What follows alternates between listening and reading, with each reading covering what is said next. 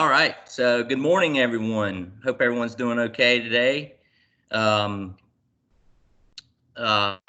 name is Eric Reasor. I'm a Southeast research scientist with PBI-Gordon, and I'm work with the herbicide development team. So thanks to Florida GCSA for letting us talk today on sedge and Kyllinga control. And thanks to Abby with PBI for getting all this set up. So sedge and Kyllinga control today. So I understand. I mean, it's mid-July. We're probably all kind of hitting our webinar fatigue for this this COVID summer here. But good thing today is got a lot of pictures to show today. So we're going to spend a lot of time on sedge and Kyllinga control ID. Some of the stuff on control today, especially application timings, it being mid-July again. The proposed application timings for sedge and Kyllinga control could be past that. So hopefully this will give you something to potentially think about for next year. And you can develop a program for next year. EOP's right around the corner, so you could use that to your advantage when dealing with sedge and Kyllinga for next year. Or South Florida, correct me if I'm wrong, Matt, but sedge and Kyllinga is pretty much a perennial problem, year-round problem, isn't it? It's not based on season, it's based on rain. So if we have a wet winter, it doesn't matter. Okay. If it's cold, it still hits those temperatures. Right.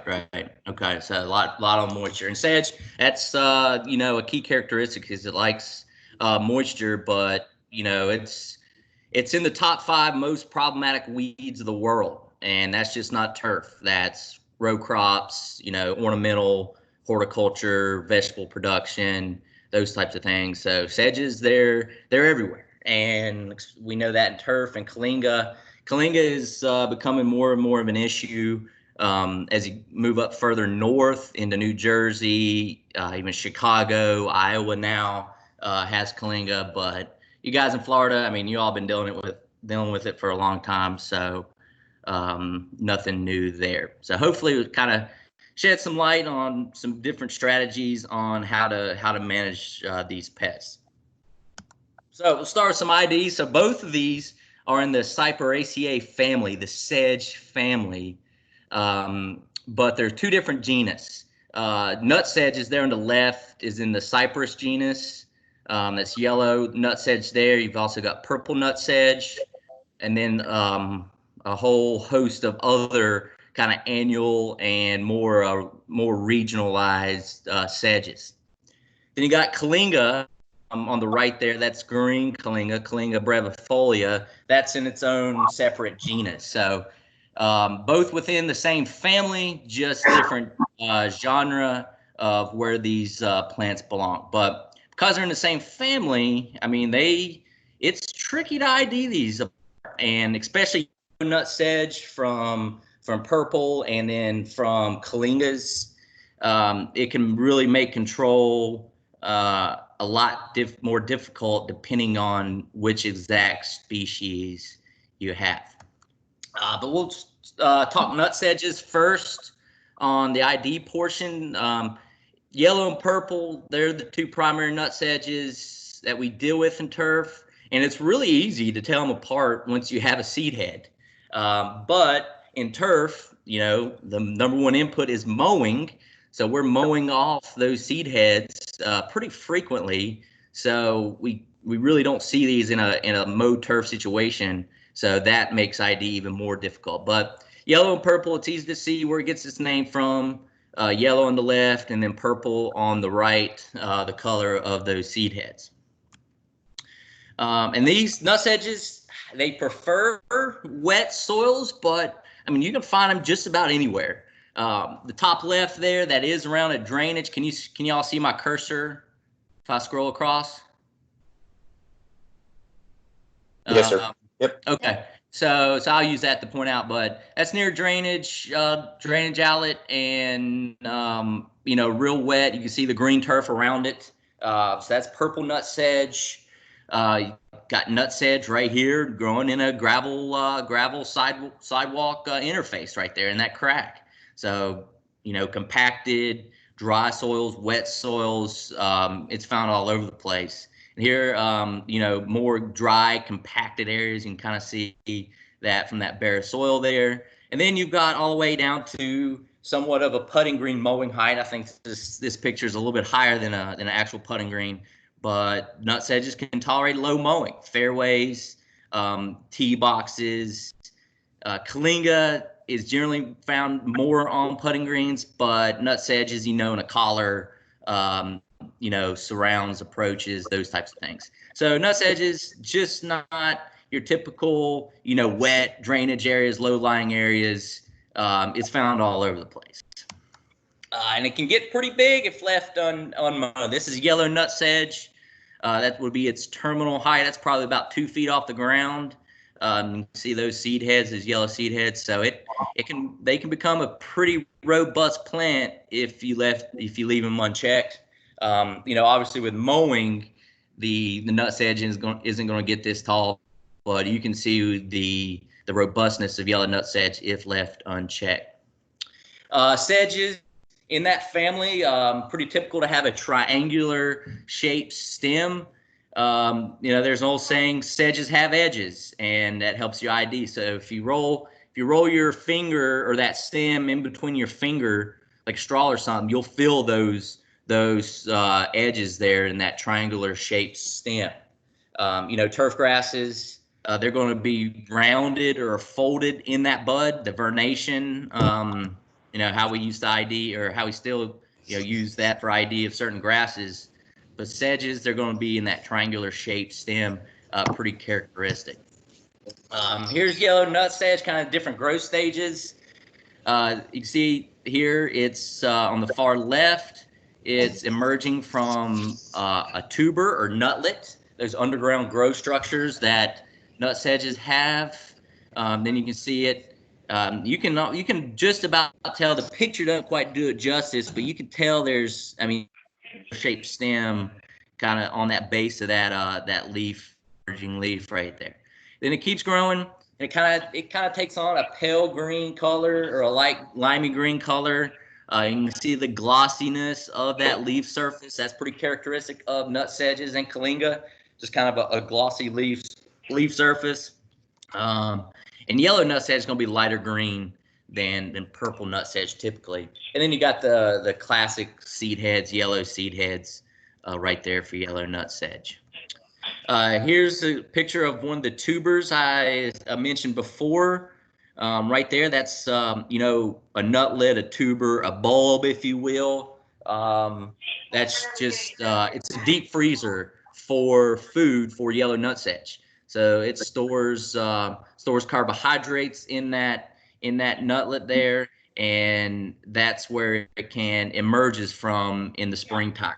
If it you know, dies back fully during the winter, then it will emerge from these nutlets right there. Purple nutsedge, again, it gets pretty tricky when you start to ID these things, especially under mowing. It's really hard to look at from pictures. I try to pick out some pictures that describe the characteristics as best as I could find, but really just being outside on these things, you know, picking them up, you know, feeling them, digging them up, looking at them. That's where you get the best feel of how to ID these things. But purple nutsedge, the leaves, I like to describe it as kind of a greasy appearance, if you will. More darker green than yellow nutsedge. And yeah, that's kind of the best way I've found out how to describe it. It just kind of has a greasy, dark green, kind of glossy, shiny look to it. But if you dig up, you'll find rhizomes and then nutlets just like yellow nutsedge. The thing about purple nutsedge is these nutlets can form in chains. So if you see my cursor, there's a nutlet at the base of that plant, and then you got a rhizome right there connecting to the base of the nutlet of that plant, and then you got another rhizome coming out there in that picture. So those rhizomes and nutlets form chains. makes it really hard to control. And then the seed head on the right, that seed head was actually in a rough height of cut. So these seed heads on purple can show at lower mowing heights compared to yellow nutsedge. So overall, purple nutsedge, again, more of a general statement. It's a lot harder to control than yellow nutsedge. But at times, it's really difficult to determine which one you have. Regionally, you could probably get a good idea. You know, a lot more purple nutsedge in the south than in the north. I know here in Texas, about every sedge I see is purple nutsedge. So if you kind of know, go by your region, your history, you maybe drive one day and see a seed head poking up there, so you can note, hey, this is purple, this is yellow. But overall, purple nutsedge is more of a southern thing and a lower height of cut thing. So fairways, approaches, collars, purple nutsedge is pretty prevalent. Here's a picture of the tuber or nutlet again on purple nutsedge. It's that that fleshy looking structure right there in the center with shoots and rhizomes coming out of it. Here's yellow versus purple nutsedge, a side-by-side comparison. You got the seed heads there on the left, but perhaps the most, I guess, readily available characteristic would be the leaf shape. And here in this picture on the right, it's a little blurry. But I got this from Sean Askew at Virginia Tech. That purple nutsedge there in the top, wide leaf, and then it abruptly comes to a point up here where that cursor is. So it's, for the most part, that leaf is straight, and then you get in the top quarter of that leaf, and then that's when it starts to taper to a point. Yellow nutsedge is more like a hypodermic needle, to where it's slowly tapering up the entire leaf length. So I would say probably about that first third of that leaf, and then it really starts to taper into that sharp point. So purple nutsedge, the way I think of it is like the side of a house, like the house goes straight up and then it tapers to the point with the roof. But yellow nutsedge, more like a hypodermic needle, to where it's slowly tapering up the entire leaf surface. So again, this is a perfect picture. The leaves were chosen on purpose for this nice side-by-side picture. I will tell you, in the field, when you're dealing a bunch of different plants and a lot of things going on, it can be a little tricky. It can be a little tricky. But here's kind of that greasy appearance, if you will, of a purple nutsedge. We have yellow nutsedge on the left side. That's in a cool season lawn in the middle of summer, when that cool season turf is struggling from heat stress, maybe a little drought stress. Well, that nutsedge is just loving life. It is a warm season species, so it's active growth in the warmer temperatures. So it's just outpacing the growth of that cool season grass. But then you got the purple nutsedge here on the right side, in a fairway near that drainage, near that drain, and you can see the darker green. And again, it's hard to see it on pictures, and it's hard to really describe, but it just has a dark green, kind of a greasy look to it. So there are multiple types of sedges, just not nutsedges. I know down in Florida, globe sedge is a pretty big problem. It's a perennial plant. So there's a picture of globe sedge. Those seed heads, just they're kind of like in a basketball shaped globe, if you will. Then there's a bunch of different other. There's all kinds of sedges. Here's rice flatsedge. I think this is actually taken up the Northeast. I don't know how big of a problem it is down in Florida area. But then there's annual sedge. And here's a picture of annual sedge. So annual sedge is just like an annual grass, if you will. It grows vegetatively in the spring and summer, then starts to set seed, and then dies back with the temperatures. So an annual plant. And we'll talk more about annual sedge in a bit, and in regards to herbicide resistance. All right, everybody good on sedge? So we'll jump to Kyllinga again. A lot of pictures today. Kyllinga. So I guess more of a general statement. Kyllinga has more of a turf look, and turf in quotations, turf look than nutsedge. Just its leaf texture, its ability to tolerate low mowing. It just has more of a turf feel. And actually, I've seen some 100% stands of Kyllinga that actually wouldn't make a bad turf, to be honest with you. So it has that more of a turf look to it. And here there's just like sedges, there's a lot of different species. Here we have your perennial green Kyllinga on the left, and then an annual Kyllinga on the right. And we'll talk more about those two in detail. But here's your green Kyllinga. Seed heads again are the are the easiest way to determine, to ID what you are dealing with. Fortunately for Kyllinga, you can see these burr-like seed heads kind of come up in the center of that plant under low mowing. I've never seen one in a putting green. You might have, but even on a fairway and rough height of cut, you can start to see those seed heads, those burr type seed heads. They're not sharp like sand burr or anything, or long burr weed, but that's how I describe them. It's just kind of a burr there. Now there are multiple species of perennial Kyllingas, false green Kyllinga being probably the most common as you get to the Mid-Atlantic and north, but Kyllinga is most problematic down south. And there's a way to ID these apart. If you take that seed head, you slice it in half, and you count the number of burrs at the base, and yada yada yada. That gets pretty tricky to ID those perennial Kyllingas apart. But in Florida, I'd say it's a safe assumption that you're dealing with green Kyllinga. Here's annual Kyllinga, or fragrant Kyllinga. And I think this might have been what's coming up in your yard, Matt. You can see that seed head there on the left. It's more whitish in color. You kind of got a central seed head with kind of three smaller ones sticking out. You can see the leaf texture, a lot more coarser, wider leaf blade, kind of a limier green look, if you will, than your perennial Kyllinga.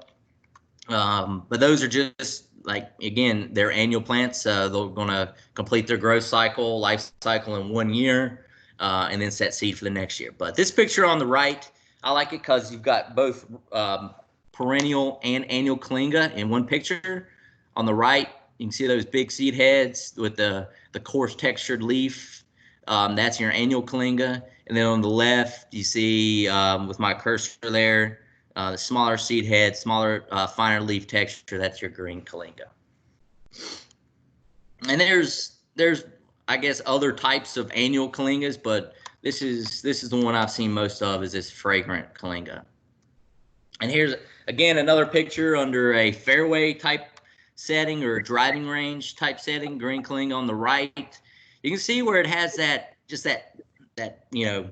fine leaf texture, the density, that ability to withstand low mowing heights. It's really adaptable to its situation.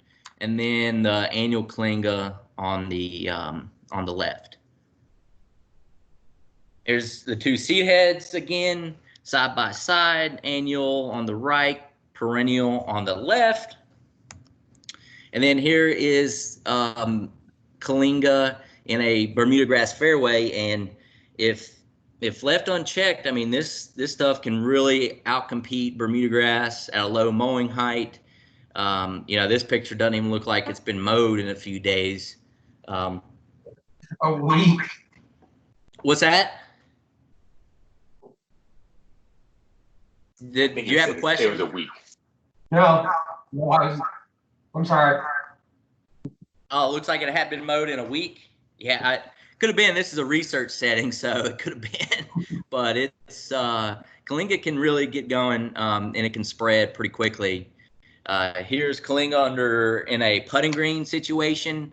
You can see the glossy appearance. You know, me not knowing this picture, I would venture to say could be purple nutsedge. The way the dark green, kind of the greasy look, but that is in fact Kyllinga. So it can get pretty tough to ID these apart. The thing about Kyllinga, and this is just a tip for me when I'm out in the field, is the smell of Kyllinga. If you pick some of that up and you kind of crush it in your fingers, it's kind of got like a fragrant smell to it. So honestly, that's one of the ways one of the first things I go to when I try to ID Kyllinga from sedge is just pick some up and give it a smell. And you know, I'd say more often than not, that kind of is like, oh, okay, that makes sense. That's Kyllinga. It can go dormant in the areas of the country where the temperatures dictate that. And it's a picture here in Texas of the weed kind of getting burned by a couple frosts. You can see on top there in that left picture.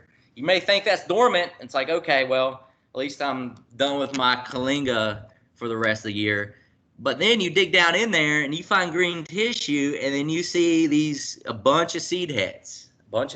So it's still trying to reproduce and spread for next year. So just because you see that brown on top doesn't mean well you're done with your Kyllinga for that year.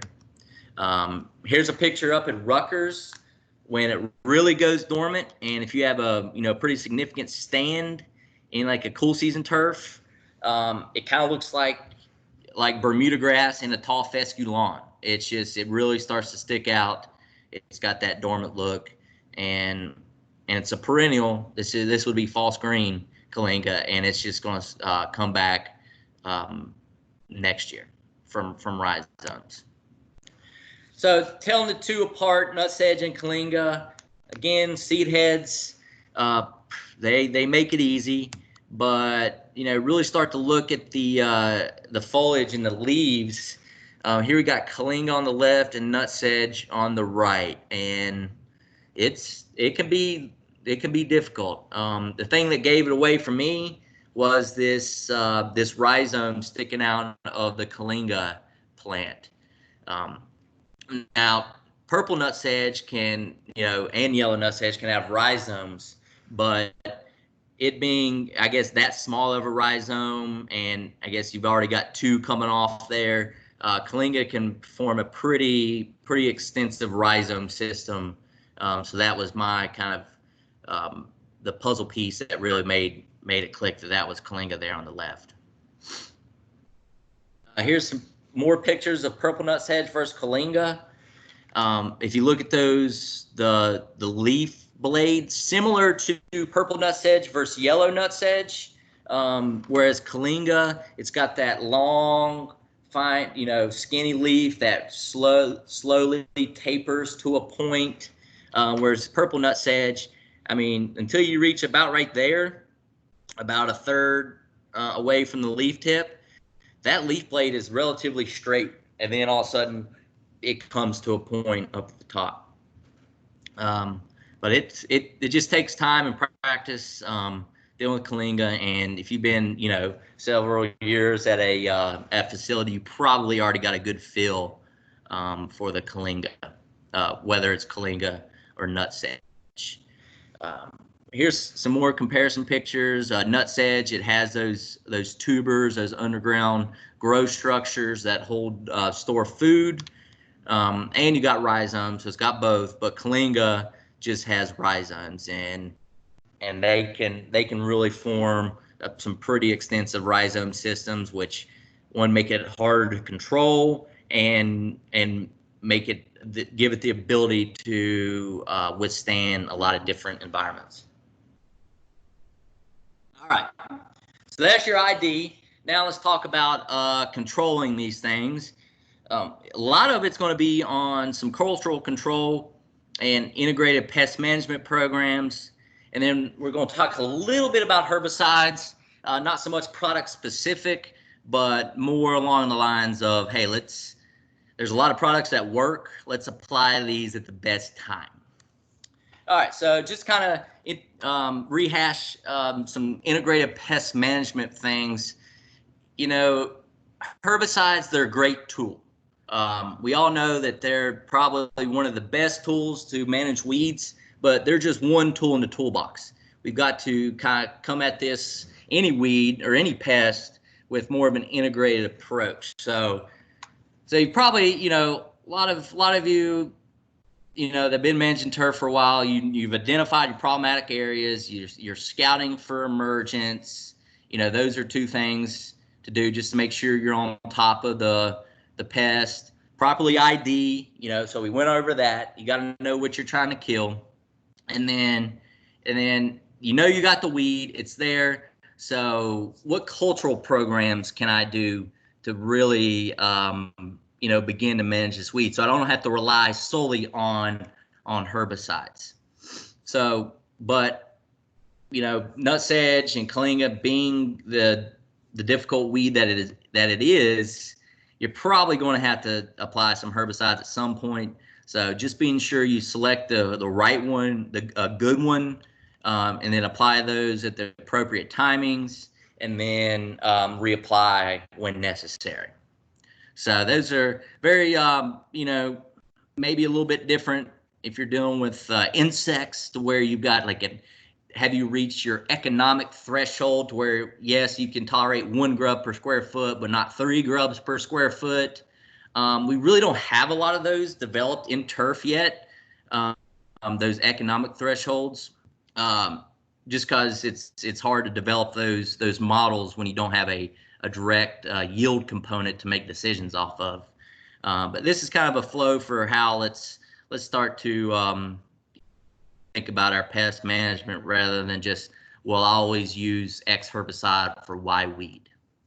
But we're going to first dip into these cultural programs for a bit. So when cultural programs, you know, the primary focus are the big ones: mowing, cultivation, fertilization, irrigation. And then, you know, if you're establishing grasses, sedges, Kyllinga can become an issue, especially, you know, you got to keep the soil moist and have irrigation running more frequently than you would if in an established situation. So those are the things, you know, let's start to dial these in before reaching for a chemical on the shelf. So here's some bullet points from a nice paper on cultural management of weeds. It's a review paper. It kind of summarizes a lot of research that has been done in the past on cultural control. This is from 2003, Philip Busey down, I think he was at Florida at the time, UF. So it's a nice kind of overall view of, a little dated, 2003, but it's still a good resource for cultural management. So a couple things regarding Kyllinga and Nutsedge. So when Bermuda grass mowed at 1 inch, increased green Kyllinga infestation compared to 2-inch mowing heights. So higher mowing heights are able to compete better with green Kyllinga. Now 1 inch to 2 inch, is that really going to happen on a fairway? Well, most likely not. You're not going to be mowing a fairway at 2 inches, but maybe a rough, maybe if you're at, you know, 1.5 or whatnot, maybe you bump it up slightly. So just anytime you increase your mowing height, that helps that Bermuda grass or whatever turf grass compete against that against Kyllinga. So that's the take-home message there. The second one, Tifway Bermuda grass fertilized with 1 pound of nitrogen following month decreased green Kyllinga spread by 40 to 50%. So again, fertilized turf is able to outcompete better against that the Kyllinga. Now 1 pound per growing month. That may sound like a lot for, you know, roughs or something like that. But putting greens, I'd say that's probably maybe a little tick on the high side, but again, just getting that turf some nitrogen so it can grow to outcompete these weeds is the underlying message there. This whole lean and mean, maybe that's more of the bent grass world with green speeds, but just making sure your turf has the nitrogen it needs to grow. And then the last one, purple nutsedge rhizome length, tuber number, and tuber size was reduced when mowed compared to not mowed. So if you're mowing nutsedge, those underground structures that allow it to survive and compete and adapt, the rhizomes and tubers, they're reduced when you mow it compared to not mowing that turf. So just maybe something is,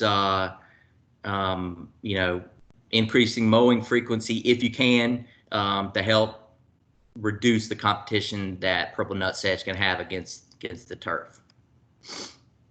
So those are three things just to think about when you're trying to control sedge and Kyllinga from a cultural standpoint. So these are the things we want to try to look in changing first before we reach for herbicide. Now, if there's nothing we can do, if we can't change our management practices at all, if we think they're dialed in and it's just a weed being a weed, then we can think about herbicide control.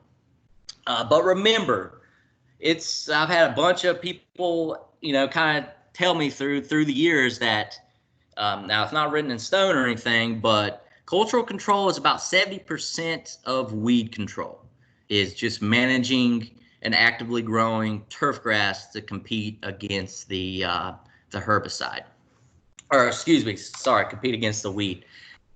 Control, it is a very nice tool that works well most of the time, typically works well. But again, it's just one tool in the toolbox. So let's jump into chemical control. So grassy weeds, crabgrass, goosegrass, annual bluegrass, pre-emergent herbicides form the basis of those herbicide programs for managing those weeds. For those annual grassy weeds, pre's work really, really well. Unfortunately, we don't have that many pre options for turf grasses and Kyllinga. Because they are a perennial plant, they're not germinating from seed. Most of the time these plants are coming back from those rhizomes and tubers.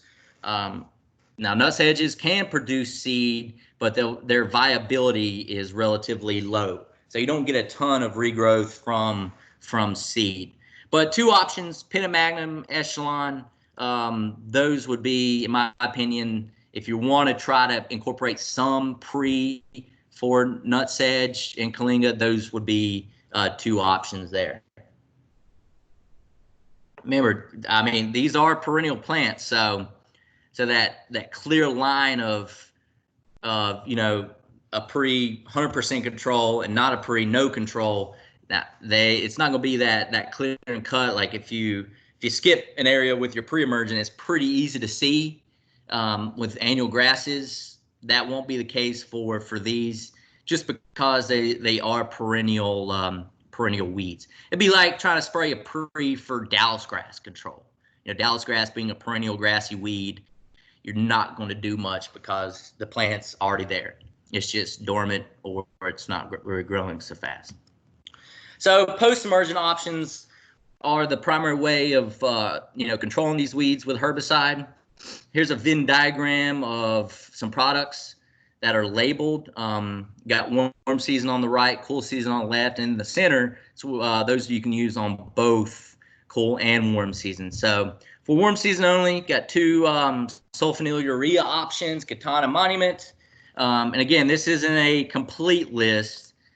These are just some of the main products I hear people using. Now, these in the center you can use on both warm and cool season. You got Vexus herbicide, Sedge, which is Halosulfuron. There's a lot of other generic halosulfurons out there. It's a sulfonyl urea, but you can use it on both warm and cool season. Same for Solero. And then Dismiss being a different mode of action than these other herbicides. So when you talk about these in general, not a ton of diversity in terms of mode of action.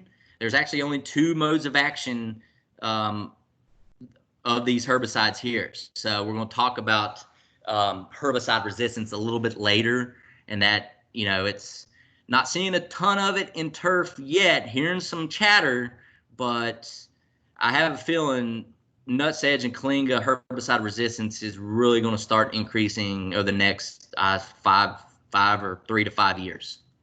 But we'll talk about that a little bit later. So just to introduce Vexus really quick, a new herbicide from PBI. It's a granular herbicide. It's an ALS-2 group 2 herbicide, really low use rate, and for Nutsedge and Kyllinga control primarily. Here's a picture down in Florida. You can tell, I mean, those real sandy soils. There's Vexus in the center and Dismiss on the right, and then non-treated. So both of those doing a good job at controlling the Nutsedge in Florida.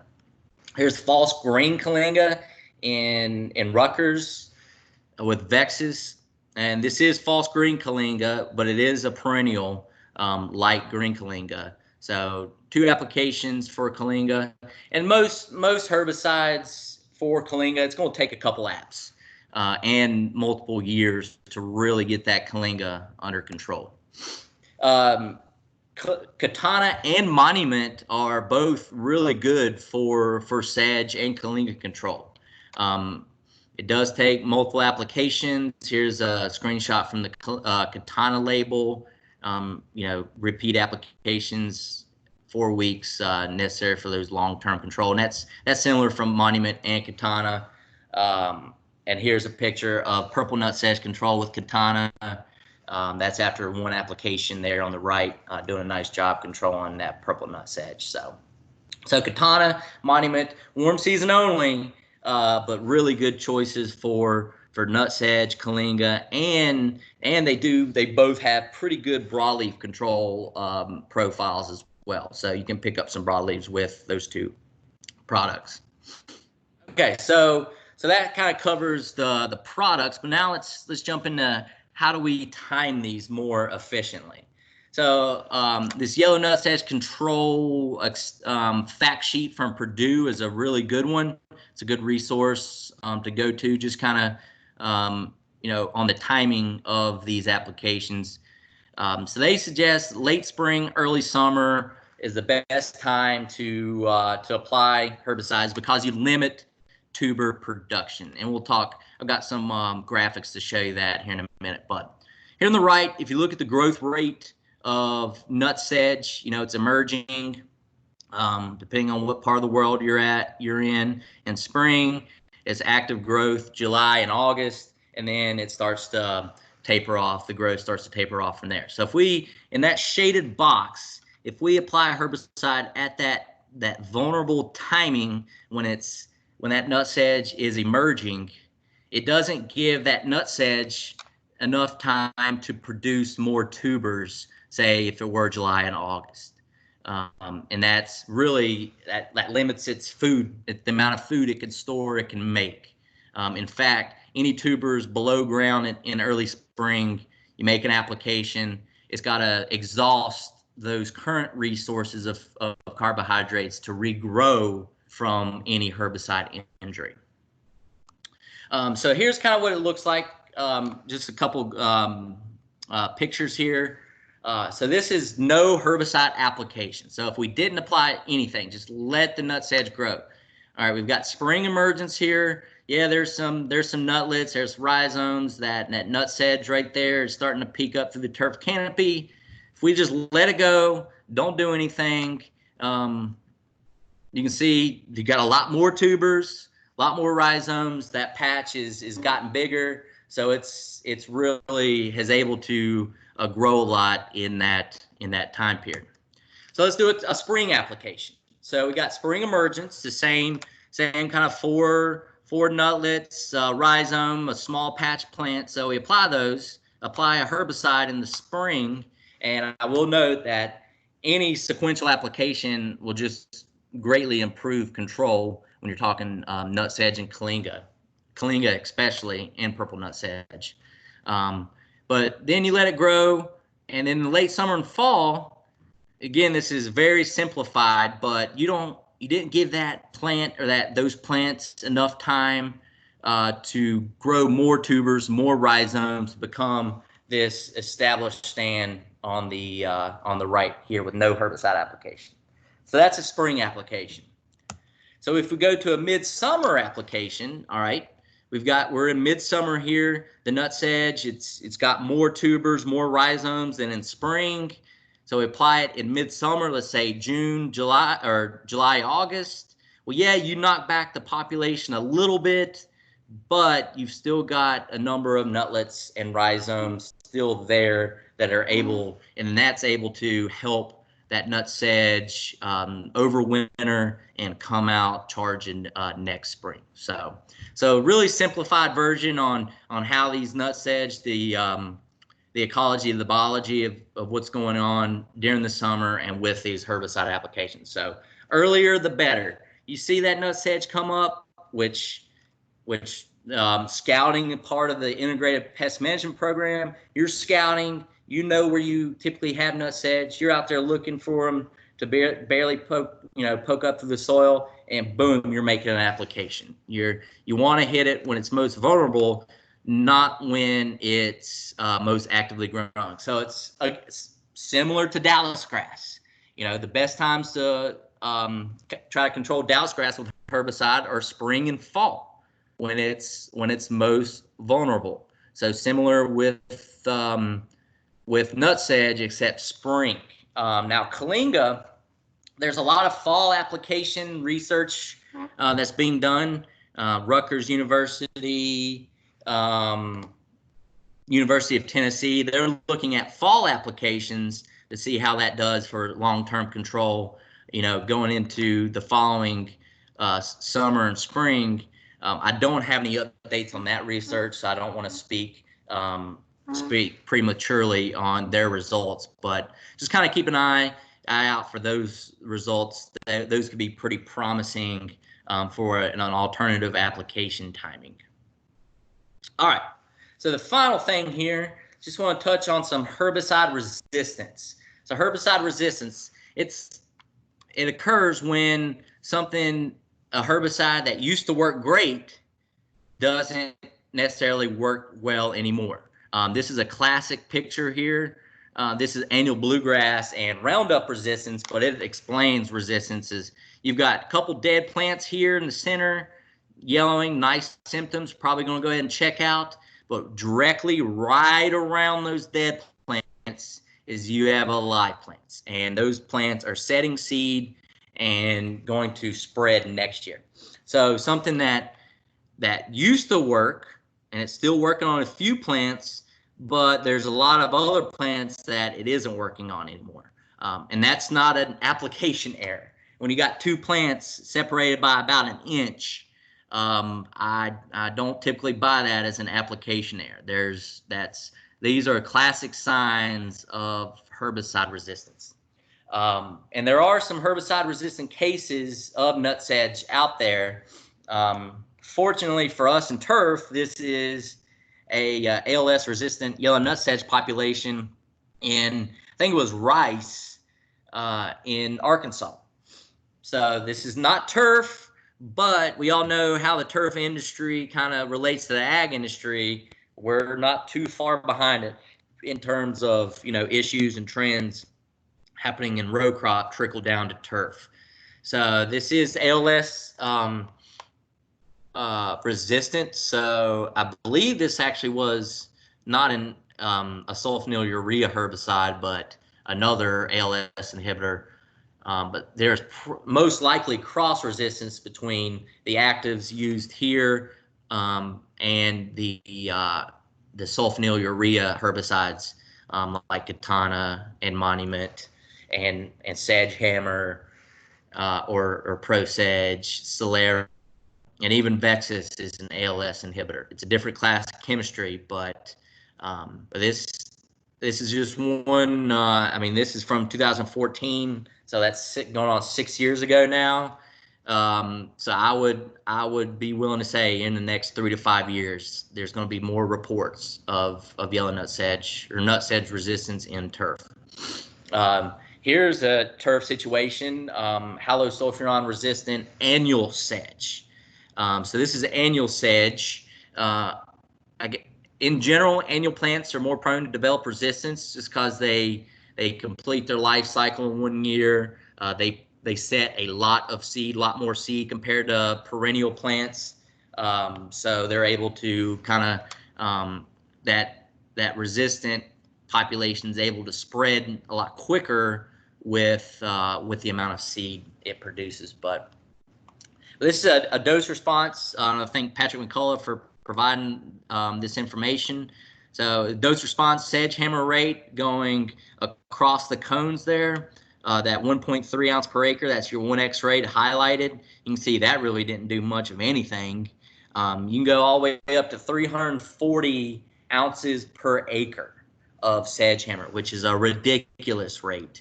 And you're not killing the plant. It's a little stunted.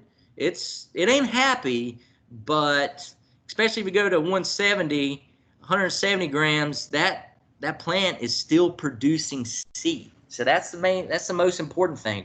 Even though that plant's stunted, it's not as unsightly as these real tall plants, but it's still producing seed, and that population that's resistant is able to spread from there.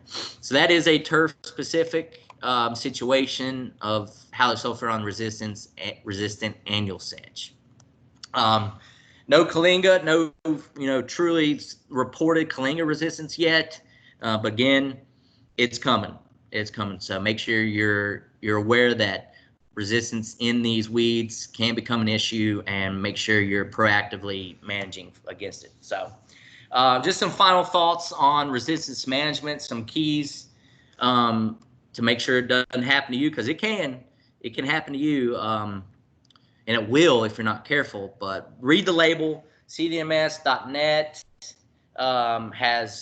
has nice label database where just about everything registered with the EPA is under. You can find the label, the SDS under that website. I've got a bookmark on my phone. I use it all the time.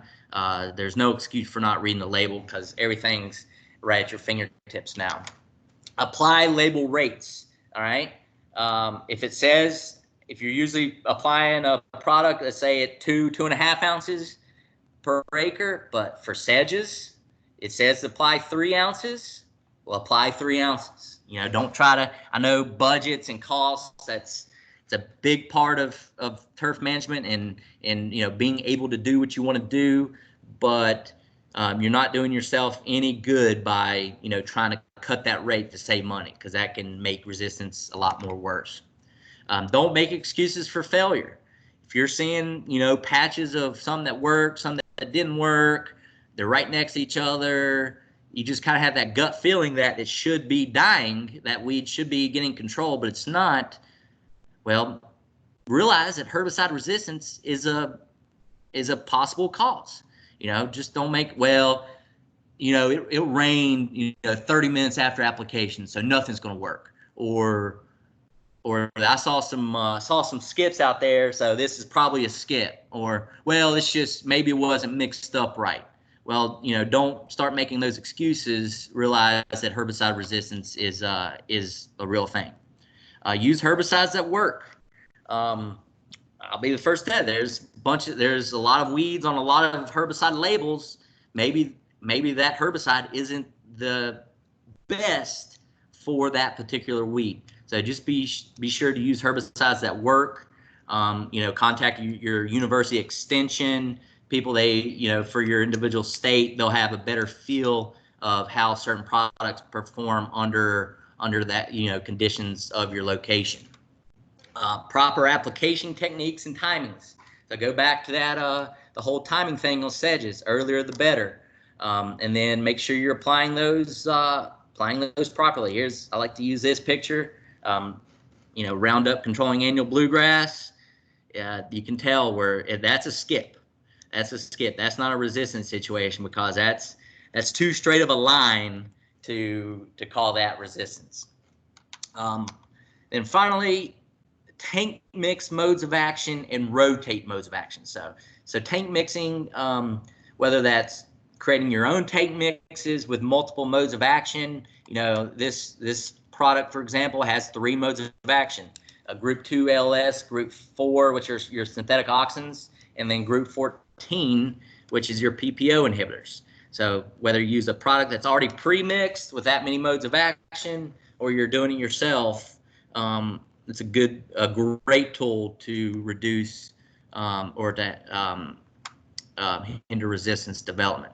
And then rotate modes of action. If you've used an ALS inhibitor for the past 10 years, well, maybe it's time to think about using something else, a different mode of action. And unfortunately, for Sedge and Kyllinga control, we really only have 2 modes of action that really work well. Group 2 ALS and then group 14 PPO, that would be sulfentrazone. So don't have much of a choice to rotate to, but any rotation, any tank mixing is better than nothing at all. So just to rehash, you know, yes, herbicides are great and they work well most of the time, but just remember, it's a tool. You know, let's not really rely on these things. So with that, take any questions. But first, we did get this. This talk is approved for GCSAA education points. All right. So I'll read this here so you can get your points. This program has been approved for 0.15 GCSAA education points.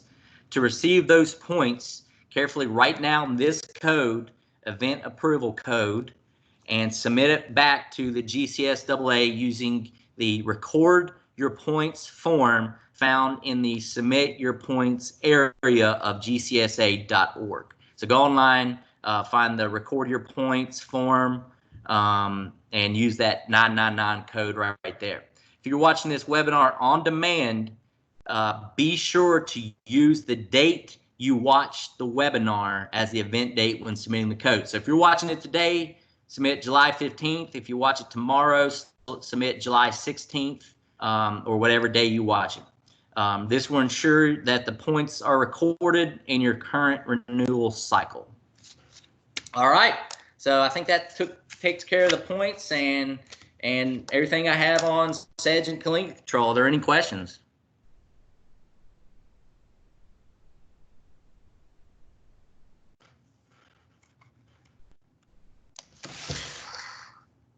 Yeah, I'm going to unshare my screen.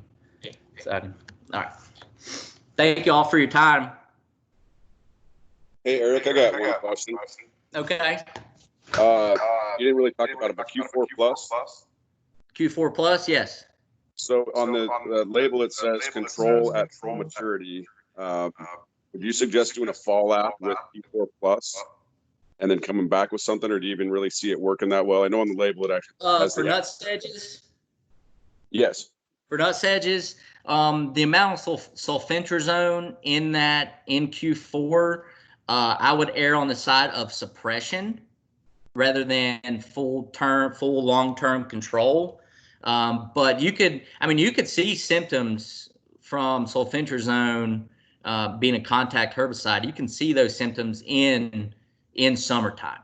The only problem is, you know, it's warmer weather. It's more conducive to recover from that injury rather than you know, go ahead and be in control for the rest of the year. Fall application on Nutsedge, I haven't seen. I don't know of any work out there that is specific on fall applications of Nutsedge, but there's universities looking at it for Kyllinga. I don't have enough information to recommend a fall application on Nutsedges. Reasor, so if someone does have resistance, as we're seeing it pop up, what are the steps? What do you do after that? So if you got resistance, you know, what have you been using in the past? You know, is it a Monument, Katana? Is it, you know, sulfentrazone? And then, you know, use what you haven't used in a while. or, rotate, use a different mode of action. You can tank mix the two modes of action together, but just switching the mode of action for a few years, and then you're able to go back to your one that you probably had resistance from.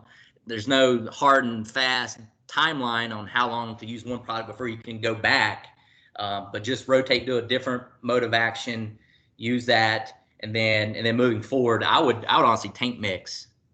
There's a lot of research in row crop ag that's saying that tank mixing modes of action together is better than rotating year to year.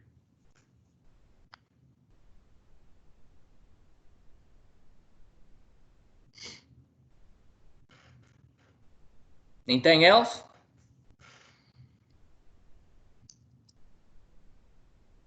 All right. That was pretty good. Thanks, Reasor. Sounds good. Thank y'all. Thanks, Eric. Just stop recording now. Okay. All right.